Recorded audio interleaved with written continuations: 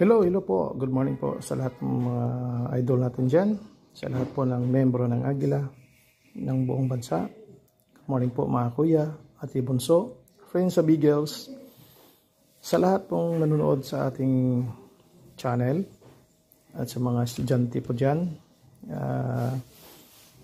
Ngayong araw na to, isi-share ko sa inyo kung anong kagamitan po ng exclamation point or exclamatory mark sa mathematics. Kasi kadalasan ito makikita lang natin sa subject na English. Alam niyo ba na may matindi din gamit ang exclamatory mark or exclamation point sa subject na mathematics? At kung saan ito makikita, ito'y kadalasan lalabas sa mga board exams, sa mga math olympiad, at sa mga professional examination, yung subproof, yung professional. Ito'y kung na-experience nyo yung nakapag-board exam na, ito'y kung nakikita nyo to at hindi nyo alam, ngayon ipapakita ko sa inyo kung ano ba talaga ang gamit ng notation na to. Unang-una, i-define natin kung ano ang definition po ng exclamatory mark or exclamation point sa English. Ito po. In English, exclamation point is a punctuation sign that is used to indicate strong feelings and emotions. So, ito yung gamit sa English, yung definition. In mathematics, ang notation ng exclamation point, it denotes factorial. So, kung ano ang factorial, it means to multiply by decreasing positive integers. Ito, example, papakita ko sa inyo kung ano ang gamit ng notation na exclamation point. Yung 5 factorial or 5 followed by the notation exclamation point. It is equal or means 5 times 4 times 3 times 2 times 1 is equal to 120. So, naka-encounter na ba kayo ng ganitong expression or notation or mathematical equation? So, now, we have to proceed. So, sa hindi pa tayo magbigay ng example, kailangan i-review natin muna kung ano po yung order of operations or tinatawag natin na series of operations. Kailangan natin malalaman kung ano talaga ang kahulugan nitong PEMDAS. Kailangan itong i-memorize para may guide tayo kung paano natin isosolve yung series of operations. Yung PEMDAS, yung P is parenthesis. So, kailangan mo i-remove muna yung parenthesis sa operation kung mayroon man. Tsaka yung E, exponents. Kailangan i-remove din or you have to solve first. Then M is multiplication or multiply. Then D, division or divide.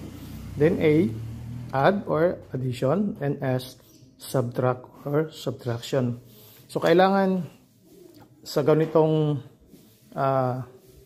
makikita yung series of operation, kailangan talagang na-memorize mo itong order of operations kung paano i-simplify yung series of operations expressions. So, halimbawa, meron tayong example dito. Ito po. Yung unang example natin, yung 2, open parenthesis, 6 plus 9 divided by 3 plus 3, then close parenthesis. Paano natin makukuha yung sagot? So, kailangan natin sundin yung PEMDAS. So, kailangan may remove yung parenthesis, then proceed to another order of operation. So, dalawang paraan kung paano mai-remove yung brackets or parenthesis nito. So, una, yung ipapakita natin ang solusyon nito. Ito po. So, 2, open parenthesis, 6 plus 9 divided by 3 plus 3. So, ang iba, gumamit muna yung i-simplify muna nila yung sa loob ng parentheses. So, dito. Pwede rin, no? Gagamit natin yan. So, you have to copy 2. Then, you have to simplify yung expression sa loob ng parentheses. So, dito din, sundin din natin ang order of operations. So, yung PEMDAS. So, una, kung meron tayong makikita na exponents, yun ang muna yung isosolve natin. So, simplify. Kung wala naman, proceed tayo sa multiplication. So, kung walang multiplication, then division. So, nakikita natin yung division nito. So, you have to simplify first sa operation na division. So, you have to copy 6 here. Then, operation na addition. Then, 9 divided by 3 is 3. Then, copy the plus sign. Then, the number 3.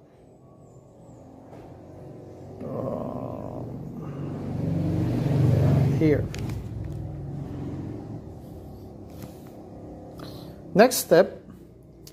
So, kung wala nang makikita na multiplication at division, pwede na tayong proceed sa addition or subtraction. So, you have to copy 2 here. Then, open parenthesis. You have to copy or you have to simplify these 3 numbers with a series of operations. So, ang makikita natin is all are addition. So, i-add mo lang 6 plus 3. Plus 3 is 12. Then, close parenthesis. Dito na ma-simplify mo yung parenthesis na to. So, in mathematics, the operation of brackets and the notation of brackets or parentheses, it means multiplication. So, you have to multiply 2 times 12 is equal to 24. Ito yung answer niya. Now, dito, sa choices po. Nakakita ba kayo ng 24? So, wala. Wala, di ba? 18 lang, 36, 72, and 4 factorial. Ngayon, kung hindi mo alam kung ano ang 4 factorial, hindi mo talaga malalaman kung ano ang sagot ng series of operation na to. 2, open parenthesis, 6 plus 9 divided by 3 plus 3. So, kung hindi natin makikita na sa choices, so talagang dito natin makikita. Kung, di ba, ma-excite tayo, ano ba talaga itong 4 na mayroong exclamatory point. So, kung ating isolve itong 4 factorial, ito ang kalalabasan niya. 4 factorial is equal to 4 times 3 times 2 times 1 is equal to 4 times 3. 12 times 2 is 24 times 1 is equal to 24. So, dito natin makikita yung tamang sagot sa operation or sa order series of operation ng ating example 1. Okay, nakukuha nyo na. So, proceed tayo sa example 2. Ito naman, brackets or parentheses 3, open brackets, 18 minus 8 times 2 plus 3. So, dalawang paraan to ha. Pwede natin i-multiply lahat ito. 3, distribute natin multiplication sa lahat ng numbers nito. 3 times 18, 3 times negative 8, 3 times 2, 3 times 38. Pero kung mahirapan tayo sa pag-multiply, i-solve natin muna yung loob sa mga numbers sa loob ng ating bracket. So, dito example po papakita natin kung ano ang solution. So, 3, open bracket, o 18 minus 8, sorry po, times 2 plus 38 close bracket. So kung dito tayo hiyang sa pagsusolve po, so unahin natin po ang sa loob ng ating parenthesis or bracket. So 3 open bracket. So then kailangan din sundin natin ang order of operations, yung PEMDAS. So kung may makikita tayong parenthesis, exponents, yun ang unahin nating pagsusolve. Okay, kung wala naman, proceed tayo sa multiplication, division, addition, and subtraction. So wala tayong makikitang exponent dito. So yung una, tingnan natin kung meron bang division at multiplication. So dito nakikita natin yung multiplication sign. So you have to copy 18, then minus 8 times 2 is equal to 16 plus 38, then close bracket. Then proceed 3. So wala close bracket. So wala nang operation ng division, multiplication. So proceed na tayo sa addition or subtraction. So dito nag-uuna yung subtraction niya. So ano ang gawin natin? So 18 minus 16 is equal to 2. Then plus 38. Then close bracket. Then copy 3. Then solve the numbers inside the brackets or parentheses. We have 2 plus 38. It is equal to 40. Then in the sense that brackets and parentheses are the sign of multiplication, so you have to multiply 3 times 40 is equal to 120. Ito yung tamang sagot. Now, sa ating choices, hindi natin nakita yung 120. 116 yung lalabas, 61 at 63. Now, ano ba itong 5 at may exclamation point? So, kung alam nyo na, yung tatlong sagot nito ay hindi naman tama, yung pang-apat, i-check nyo kung tama bang 120. So, you have to simplify. So, 5 factorial or 5 followed by exclamatory point is equal to 5 times 4 times 3 times 2 times 1 is equal to 5 times 4, 20 times 3 is equal to 60 times 2, 120 times 1 is equal to 120.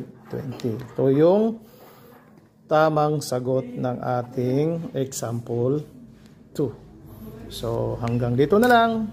Hanggang sa susunod na papakita ko sa inyo yung ibang mga technique po sa pagsusolve po ng ating subject na matematika. God bless po. Ito po si Kuya Eric ng Eric Vlog. Please follow my channel, YouTube channel at Eric Dorain. Thank you po. Magandang araw po sa lahat.